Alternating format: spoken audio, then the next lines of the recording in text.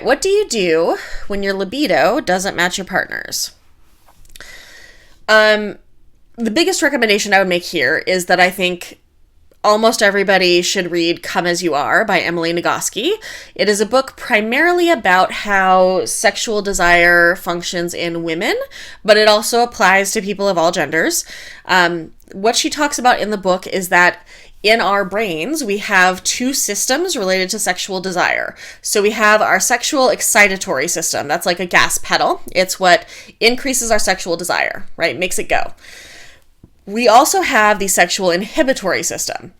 And that is like a brake pedal. It is what stops things even if they are already moving. So when you have a mismatch of libido, it can be helpful to look at, are there things that are slamming on the brakes for somebody? And are we able to let up off those brakes to help them get more in touch with their desire or have a better flow of their desire? Is there something that is slamming on the gas pedal in a way that is not helpful for one of the people? Some folks, when they are depressed or stressed or struggling, they go into a space of having a lot of increased desire where there's a seeking of sensation, a seeking of pleasure. That is not necessarily a problem, but that may mean that they are experiencing desire differently than they would otherwise, and that their gas pedal is more sensitive or is kind of jammed down more than it would be at other times. So look at if there are factors contextually that are affecting folks' libidos that are making this mismatch more prominent or more significant or severe. If you can address things that way, that's a good first place to start. After that, the question of mismatched libidos becomes a really complicated one because the cultural narrative that we have is that the partner who has more desire, so the partner who wants more sex, should just learn to live without so much. They should masturbate more and that should be fine for them and they should be good to go. Or sometimes it is the person with less desire should just have some sex anyway. What's the big deal? Just have the sex. The metaphor that a friend of mine used that I think has been really great and that I've used since then is if you had a marriage with someone and one of the partners in the marriage only wants to eat 1 meal a day and another partner in the marriage wants to eat 5 meals a day, what's the compromise?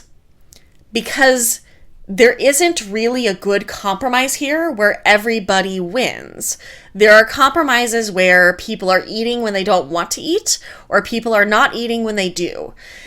And that's not really great for anybody. Nobody is actually getting served by that compromise. Nobody is happy. Nobody is feeling much better than they were when it was a problem before.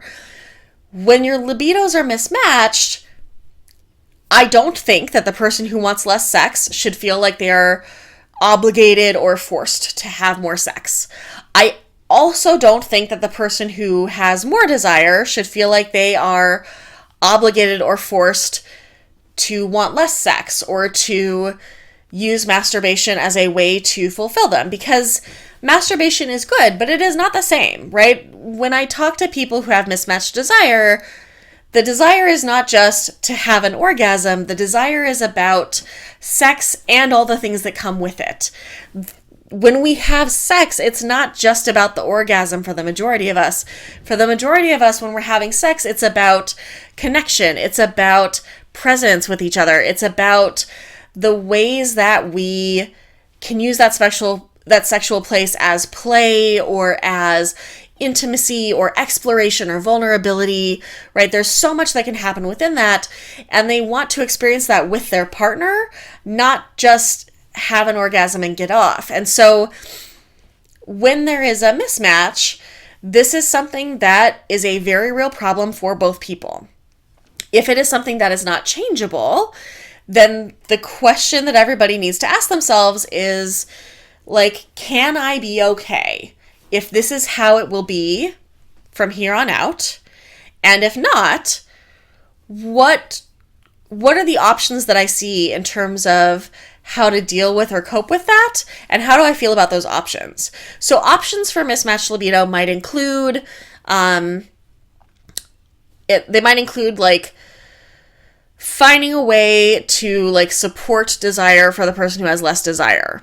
They might include Like, so to go back to the example of like a married couple, a lot of people who have kids, a lot of what impacts desire is that there is so much to be done to take care of a household and kids. And if your partner isn't pulling their own weight, that can very significantly impact the ability you have to access your desire for them or to be present to and act on that desire. So is there a way to like alleviate that, to let the brakes off? If not, can the person with higher desire be okay with a relationship where they are just not having sex as often as they want or need to? Can the person with lower desire be happy or... So okay and happy here are different. We'll get to that in a second. Be happy with having sex even when they don't really want to. Sometimes for people, they have more responsive desire rather than spontaneous desire. So responsive desire is that for some folks, they don't necessarily, when they're sitting around, feel like, ooh, I really wish I could do sex things right now. They do, however, experience desire when they have something sexually relevant happening. So like once you start making out with them, their desire comes through and they're fully into it. So maybe the person with lower desire has a more responsive desire cycle. So they're okay with trying out, with starting some sex and seeing if that desire comes out first before saying it's an absolute no. Is that possible? If not, also totally okay. People get to say no. But if this is a case where one person wants a lot more, one person wants a lot less, neither of them can be happy with either saying yes when they don't really feel like it or not having sex when they really, really want or need it, then there is a question here of like, how does this relationship fit for us? I think a lot of people would expect me to say, then be non-monogamous, as if that'll solve the problem. But the thing is, sometimes opening up your relationship can help with a mismatch in libido or desire, but that's not always the answer because, again, it's not necessarily just that this person wants to have sex with whomever.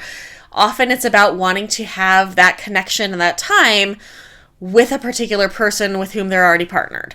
So if it is a kind of more generalized desire for the higher desire person, then is like opening up the relationship or bringing in new or different partners something that could work or that could be a good option.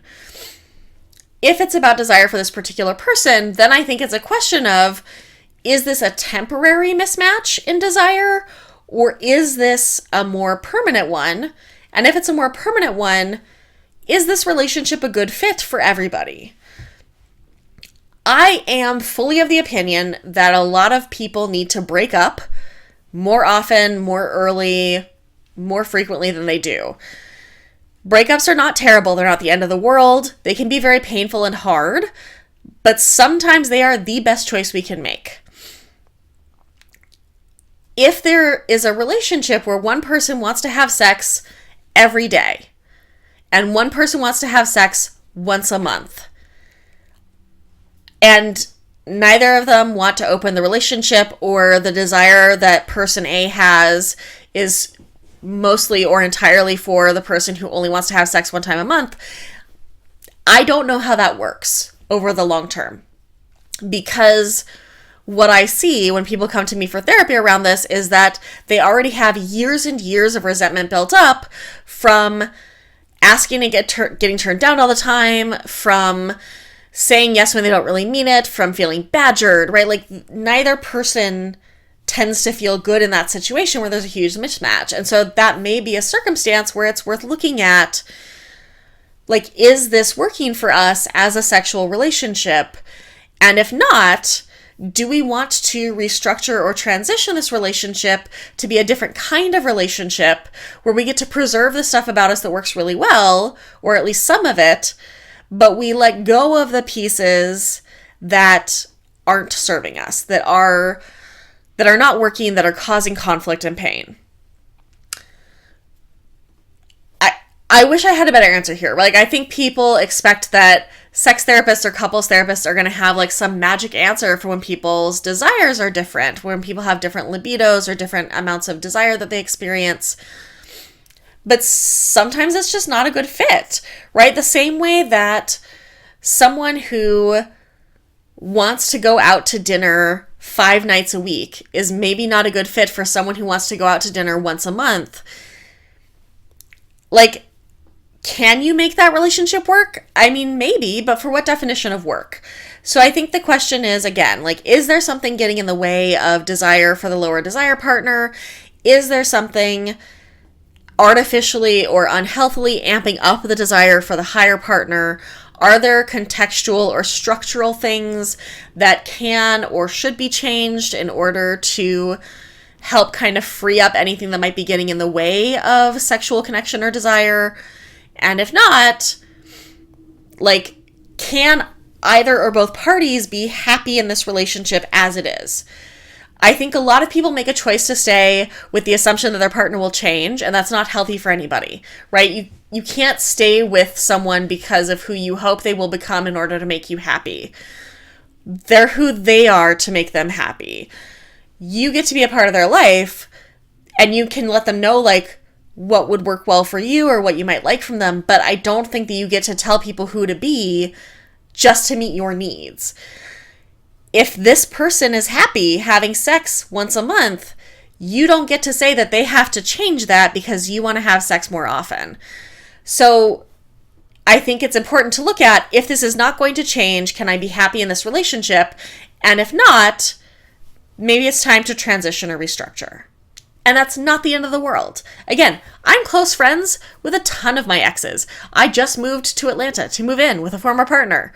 I have close friends all over the place who I previously dated and was in romantic relationships with. You can absolutely nail that landing. And I think it's easier to nail that landing if you acknowledge earlier on before the resentment has built up.